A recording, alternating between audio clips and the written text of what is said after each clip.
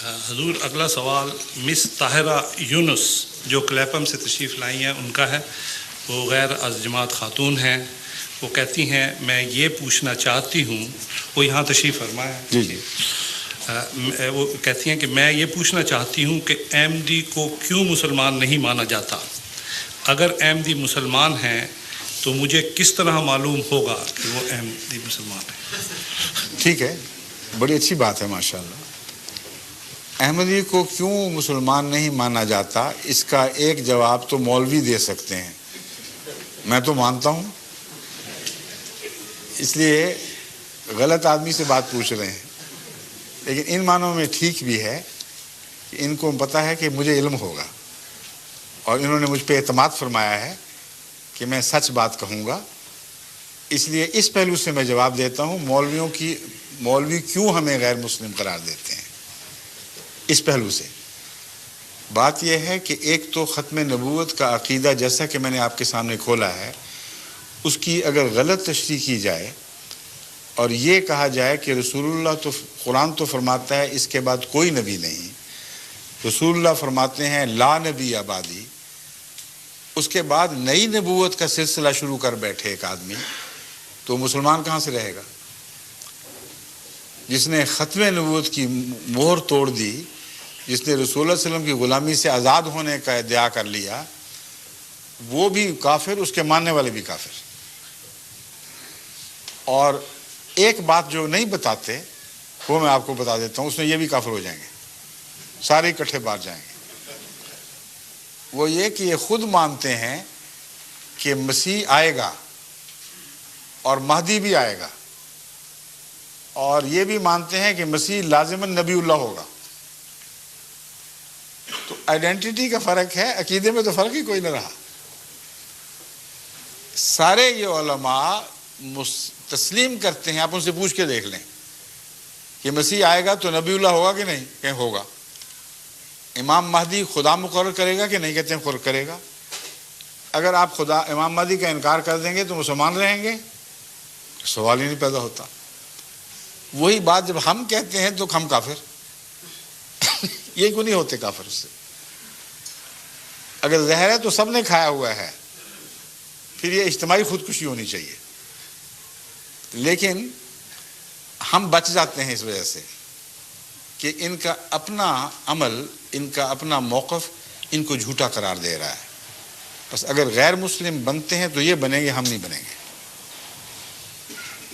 اور حوالہ میرے پاس کیا ہے؟ رسول اللہ صلی اللہ علیہ وسلم کا. حضرت صلی اللہ علیہ وآلہ وسلم کے دو فتاوی ہیں جن کو پیش نظر رکھیں. ایک یہ کہ اگر کوئی مسلمان کو کافر قرار دے تو وہ غیر مسلم ہو، خود کافر ہو جائے گا. یہ وہ فتویٰ ہے جو علماء جانتے ہیں کہ صحیح ہے، اور اس کے متعلق کوئی بحث نہیں اٹھائے گی کہ کمزور حدیث کی بات ہے. اور حضرت مسیح موعود علیہ السلام نے ان کو کافر کہنے سے پہلے 12 سال تک مسلسل صبر کیا ان کے فتووں پر، اور یہ حدیثیں یاد کرائیں. آپ نے فرمایا کہ میں کسی کلمہ گو کو کافر نہیں کہنا چاہتا، میرا انکار بھی کرتے ہو پھر بھی میں کہہ سکتا، میرے دل میں یہ طاقت نہیں کہ میں کلمہ گو کو کافر کہہ دوں. مگر میں تمہیں یہ حدیث بتا رہا ہوں، اگر تم باز نہ آئے تو پھر محمد رسول اللہ علیہ وسلم کے فتوے کے خلاف میں کوئی فتویٰ نہیں دے سکتا.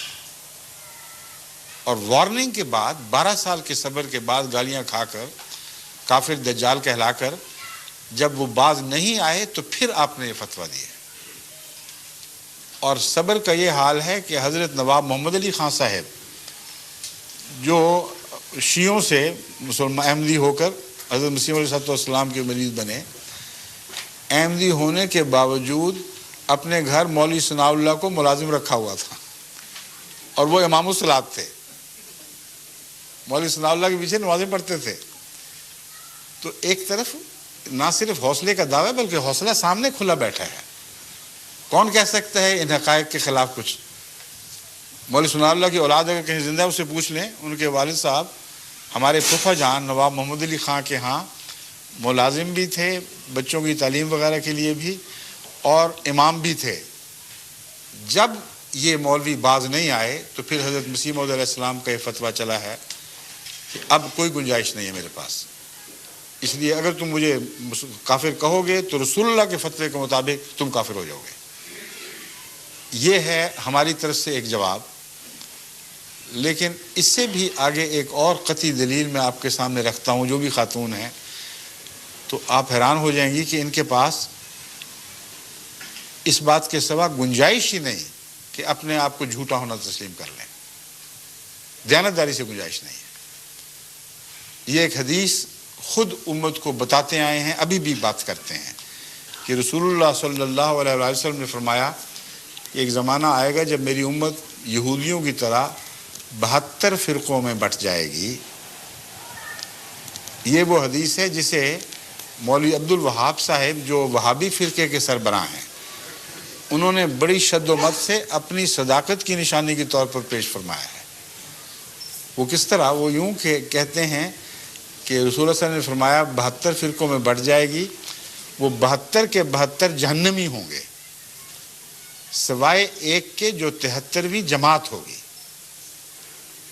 تو مولوی عبد الوہاب صاحب نے یہ دعویٰ کیا، ان کی کتب میں لکھا ہوا موجود ہے کہ میں جس فرقے کا بانی ہوں یہ وہ 73ویں جماعت ہے، جس کے متعلق یہ خوشخبری تھی کہ یہ تو پکے مسلمان اور جنتی، باقی سارے 72 کے 72 جہنمی ہیں۔ حدیث تسلیم ہو گئی نا سعودی عرب کو پوری طرح۔ اب بتائیں 72 فرقے جہنمیوں کو وہاں حج کیوں کرنے دیتے ہیں اور صرف ایک کو باہر نکالا ہوا ہے، وہ جماعت احمدیہ ہے؟ عجیب بات ہے نا۔ رسول اللہ صلی اللہ علیہ وسلم فرماتے ہیں 72 جہنمی ہوں گے، ایک جنتی اور وہ جماعت ہوگی، اور ان کے اپنے بانی فرماتے ہیں کہ ہم وہ جماعت ہیں مگر 72 کی حدیث سچی، باقی سب جہنمی ہو گئے نا۔ ان جہنمیوں کے لیے دروازے کھولے ہوئے ہیں، ان کی خاطر مدارات ہوتی ہیں، حج کی ساری سہولتیں مہیا کی جا رہی ہیں، اور ایک کو نکال کے باہر پھینکا ہے، وہ ایک جماعت ہے، جماعت احمدیہ۔ اب یہ دلیل ایک اور شکل بن جائے گی، اختیار کر لے گی۔ ہو سکتا ہے یہ سارے سچے ہوں، ان معنوں میں کہ ہر ایک یہ سمجھتا ہے کہ ہم 73ویں ہیں، ہے نا ہر ایک کو حق، اگر ہمیں حق ہے تو ان کو بھی حق ہے۔ اگر ان کو حق ہے کہ وہ اپنے آپ کو 73واں سمجھیں اور باقی کو 72 سمجھیں، تو 72 میں بیٹھے کیا کر رہے ہیں؟ ان کے متعلق اعلان کیوں نہیں کرتے کہ تم ہرگز مسلمان نہیں ہو، تم جہنمی ہو؟ جب اعلان آتا ہے تو کہتے ہیں ہم 72 ایک طرف، جماعت احمدیہ ایک طرف، اور جب اپنا سچا ہونے کا دعویٰ کرتے ہیں تو کہتے ہیں ہم 73ویں جماعت ہیں، 72 کے اندر بیٹھے ہوئے ہیں۔ اب آپ بتائیں جس ہوٹل میں 72 کمرے ہوں، 72 کو آگ لگ جائے تو وہ 73ویں کمرے والے بیٹھے رہیں گے ان کے اندر شامل ہو کر؟ وہ تو ہر آدمی نکلنے کی کوشش کرے گا۔ رسول اللہ صلی اللہ علیہ وسلم نے آگ لگنے کی بات کی ہے، فرمایا 72 کو آگ لگ گئی، یعنی گمراہ ہو گئے، اور یہ ان میں اندر بیٹھے ہوئے فخر سے کہہ رہے ہیں کہ ہم 72 ہی ہیں۔ تو ان کا ایک دوسرے کے خلاف جماعت احمدیہ کے مقابل پر اجتماع ان کے 72 ہونے پر سواد کر رہا ہے، اور جب 72 کا حصہ ہیں تو فتویٰ رسول اللہ صلی اللہ علیہ وسلم کا چلے گا، ان کا دعویٰ کوئی کام نہیں آئے گا۔ یہ دو ٹوک بات ہے، اس پر آپ غور فرمائیں تو آپ کو امید ہے کہ انشاءاللہ تعالی بات کی سمجھ آ جائے گی یہ کیوں ہمیں غیر مسلم کہتے ہیں۔ اسی میں ان کے جھوٹے ہونے کی دلیل، آپس میں ایک دوسرے کو کیوں نہیں کہتے غیر مسلم؟ جب آپ 73 ہونے کا دعویٰ کر رہے ہیں، جن کو رسول اللہ صلی اللہ علیہ وسلم نے جہنمی کہہ دیا، غیر مسلم اور کیا ہوتا ہے، وہ کیوں نہیں کہتے؟